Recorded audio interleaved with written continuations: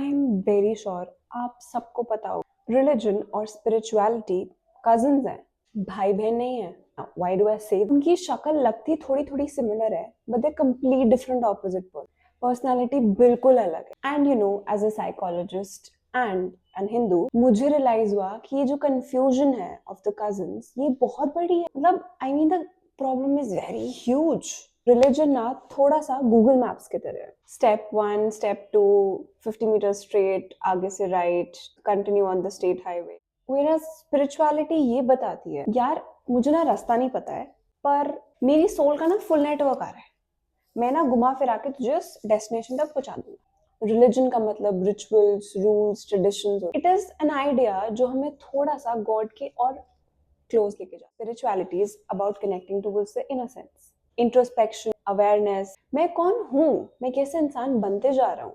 Religion बोलता है भगवान ऊपर है, स्पिरिचुअलिटी बोलती है भगवान इज विद इन यू। जैसे कि मैंने बताया that I am Hindu and I can very proudly say that my religion खुद बोलता है कि तुमको स्पिरिचुअलिटी को एक लाइफस्टाइल बनाना चाहिए, रिलीजन को होमवर्क नहीं बनाना चाहिए। It's not rigid rules. और आजकल क्या हो रहा है, स्पिरिचुअलिटी को इंस्टाग्राम ट्रेंड बना दिया है।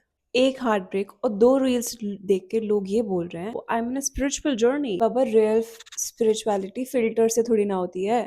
हिंदुज्म का कोर कॉन्सेप्ट हमेशा से समवॉट साइकोलॉजी रहा है। नर सेवा नारायण सेवा। सिंपल मतलब है अगर इंसानियत ही नहीं है तो पूजा करने का फायदा क्या है। एंड द 2025 ट्रांसलेशन, अगर आप लोगों को ठीक से बात ही नहीं करनी आती है तो 36 अगरबत्तियां जला के कुंडली नहीं सुधारी जा सकती। कहीं ना कहीं बीच में ह्यूमनाइजेशन कंप्लीटली घूम गई है। रिलीजियस एक्टिविटीज एग्जाम पैटर्न्स बन गए, ये करो वैसे करो, ऐसे मत करो, ऐसे होना चाहिए वैसे नहीं होना चाहिए। भाई एज सिंपल एज दैट। तुम्हारे लाइन में लगने से, लोगों को धक्का देने से कौन सा भगवान तुमको आशीर्वाद दे रहा है। 101 का प्रसाद हो, 1100 का प्रसाद हो या 11,000 का प्रसाद हो, कोई इनकम टैक्स रिटर्न्स है क्या? जितना ज्यादा भरोगे तो उतना ज्यादा तुमको रिटर्न्स मिलेंगे। मेरा स्पिरिचुअलिटी कॉर्नर में खड़ी होके ये बोल रही है ब्रो तुम्हारा खुद से मिलने का कब प्लान है। साइकोलॉजी कहता है रिलीजन माइंड को एक स्ट्रक्चर देता है बट स्पिरिचुअलिटी उसको फ्रीडम देता है। रिलीजन बोलता है ऐसे फॉलो करो, स्पिरिचुअलिटी बोलता है समझो।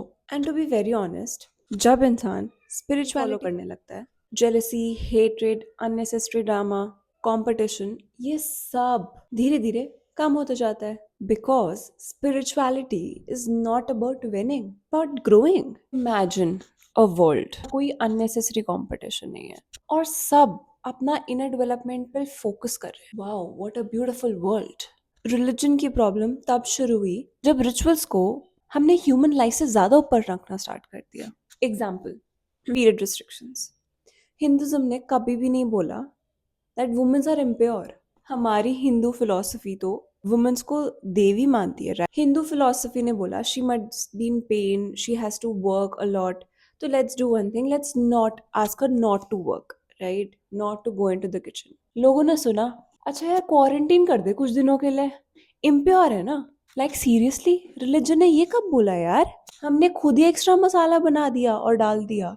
रिलीजन गलत नहीं था, सिर्फ उसकी इंटरप्रिटेशन गलत थी।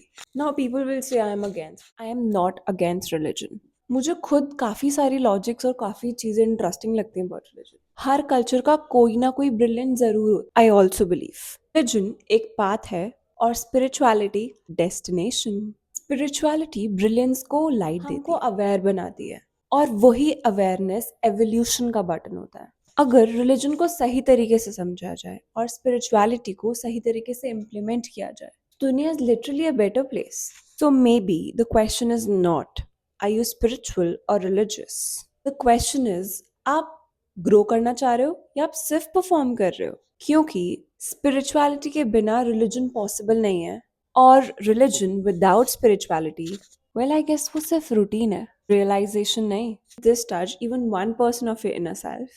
Let's bring back consciousness. Just rituals.